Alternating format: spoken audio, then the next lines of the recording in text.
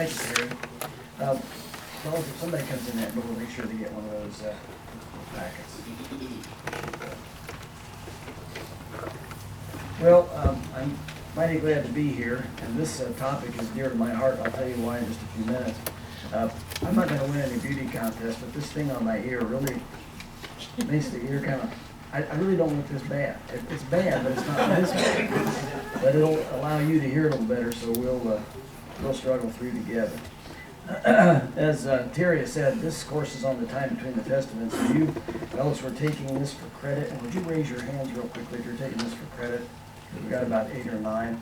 Be sure and see me after the break and go over. Do you have your syllabus? There's no syllabus. Okay.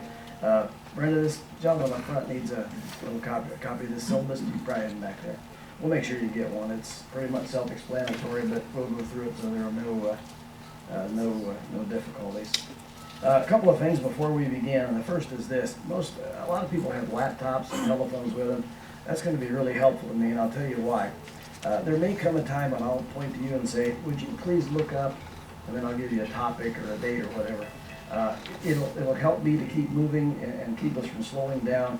So if you have your cell phone with you or a laptop and you're wired up, if I turn to you and say, hey, I need somebody to look this up, be ready to do that. Sometimes before you study history, you want to study the historian. You want to know who's talking to you or who you're reading. I've been in the ministry since I was 19. I had a part-time job in Cincinnati when I went off to school there as a student minister. And my next birthday, I'll be 69, so you can do the math. I've been in ministry a long time. My doctoral work was done over here at Grace Theological, and kind of in your neck of the woods here. And I've really enjoyed ministry. I've been an adjunct professor since '96, and I was full-time at Cincinnati for 3 years, and occupy my time now in teaching and preaching. And I'm just really glad to be here with you this next couple of days. In our class, if it's typical, this class is typical, there'll be folks who are really serious students of the Bible. And we know who you are. No, we don't know who you are. And there may be some who are brand new believers. And across that spectrum, there'll be all kinds of places where you are at in your journey. But when I teach a class, I try to be mindful of that. Some people are brand new to the faith. And when we talk about some of these things, you may say, well, I've never heard that. I don't even know what he's talking about. So I'll try to orient you best I can. And then for you who are very serious students, and you know what's going on, you're plugged in and you've read a lot and studied a lot. I hope that this study will be, just will help fill in some blanks maybe in your thinking. Just for the fun of it, is there anyone here who has taken a formal course in the time between the Testaments? Anybody who's done that? Hooray, I can say anything, George. Here it doesn't matter. Well, it was a lot of fun that 400 years. See you later. The fact is that it is a fascinating piece of history. And I've already been told 4 or 5 times with folks coming in and saying, man, I'm looking forward to this because I don't have any idea what happened during that 400 years. Well, let's talk about our sources. Where did I get my material? Somebody has said that reading makes an informed person, but writing makes a precise person. Well, I would strongly advise you to take good notes. Here's why. It'll cement these facts in your mind, and when you go back home and you're teaching and preaching ministry, whatever that might be, even with children, you will use this again and again and again and again. So here are our sources. The first source is Josephus. Not to be confused with Hank Williams Jr.'s Bocephus. That's a different thing completely. But my wife listens to him all. No, she doesn't. Josephus. And we'll talk about Josephus in a little bit here. Next source is Seth Wilson. Seth did a lot of good study on this, one of our Bible college professors from yesteryear. Good guy. I also had the opportunity to study under Dr. Jim Smith, who taught for years at Cincinnati and then down at Florida. He's semi-retired now, and a wonderful Old Testament scholar. And then there's a guy at Warsaw, over Grace Theological, Dr. John Davis. He's known colloquially as the Tomb Doctor. The Tomb Doctor. his specialty is studying Old Testament tombs and geographical places. He is a great guy. And yes, he does have a prison record, because he decided several years ago with one of his Arab guides to play a little joke on people who were visiting the Dead Sea. True story. They bought some fish in a marketplace, and where they were staying in the Dead Sea, they sat down and they had some fishing poles in their hand in the Dead Sea, and they put some fish beside them.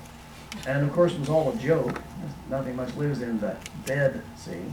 And so while they're there playing this joke on people, and people are getting a laugh out of it, 2 or 3 Israeli soldiers showed up with those little machine guns they've got, those Uzis. And Dr. John and his guide were put under arrest until they sorted it all out and figured out he was just playing a joke. Well, I don't think I'd try that in Israel. I wouldn't try anything in Israel, just walk straight ahead. But Dr. John Davis. Then various articles, of course, and then let me say a word about the internet. There's a phrase, I don't know who came up with it, but it's a pretty good phrase, and it's called an internet genius. And with the internet, which is now, about 20 years old, it is amazing that if you know a name, a word, a concept, you can immediately access thousands of pages on that topic. It's wonderful. Now, a bit of caution. Everything we read on the internet isn't necessarily accurate, of course. In fact, far from it. But if I say a word that's completely unfamiliar to you, let's just say Aristobulus. So just by knowing that word, you can get on the internet and look up all these men through history who were named Aristobulus.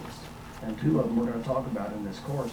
If I say the word pseudepigrapha, well, that may be an unfamiliar word, but you can get on the internet and immediately you've got all of the pseudepigrapha listed, what they are, and who may have written them, and whose name is assigned to them.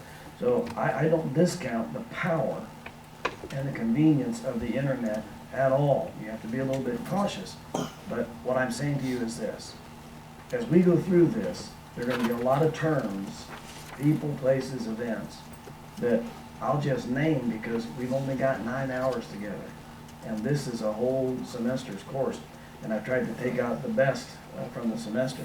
But just by having a word, Sadducee, Aristobulus, pseudepigrapha, apocrypha, you can access all kinds of good stuff. So we don't discount the convenience and the power of the internet. Now, the last source I want to mention is my father-in-law. And my father-in-law was Dr. Lewis Foster. And I had a gentleman here who studied under R.C. and Lewis.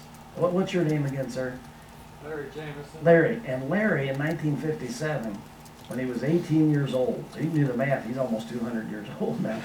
But Larry actually donated blood when R.C. Foster's wife was hit by a bus in Cincinnati and nearly died. When he was an 18-year-old kid, he went down and donated blood. So I'm so glad to meet you, Larry, and to know that you studied under R.C. and under Lewis. And I had that wonderful privilege too. But studying under somebody is one thing, and casual conversation is another. And you can learn from both. And so a lot of my material that we'll go through, I was privileged to sit in the car many times, many hours with Lewis when he was up in years, and I would drive him here and there. If you don't know Lewis, degrees from both Yale and Harvard. 7 earned degrees. He had more degrees than a thermometer. It's amazing. And helped to work on the NIV Bible. So just an extraordinary scholar and my father-in-law. And so as we would travel, his mind was always in the 1st century or before. It was always on the New Testament. I don't recall us ever talking about hunting or fishing. We just never did. And I love those kinds of things. They're just kind of guy stuff. But his mind, and he was always telling me things. Well, I thank God for that now because those things come back to me. And I remember him saying this or that about this person or this event or whatever. And so he was a wonderful source of information about this period of time. And he could talk about the Syrian war period, which we'll talk about, and this like it was yesterday. And so when I go home then, I would try to debrief myself and write all this stuff down. Lewis said this and this and this. And out of that, through the years then, has come a lot of the coursework that I've been privileged to teach. So we've talked a little bit about you helping me out if I point to you and say, hey, I see you got your cell phone out there. Could you look up Antiochus II or whatever? And then you look it up and then share it with the class. And we've talked a little bit about, I know in the class we run the spectrum of believers, from new believers perhaps, or those who have been serious students of the Bible for a long time. I've told you my sources. Now, two more things. Here we go. If I misspeak,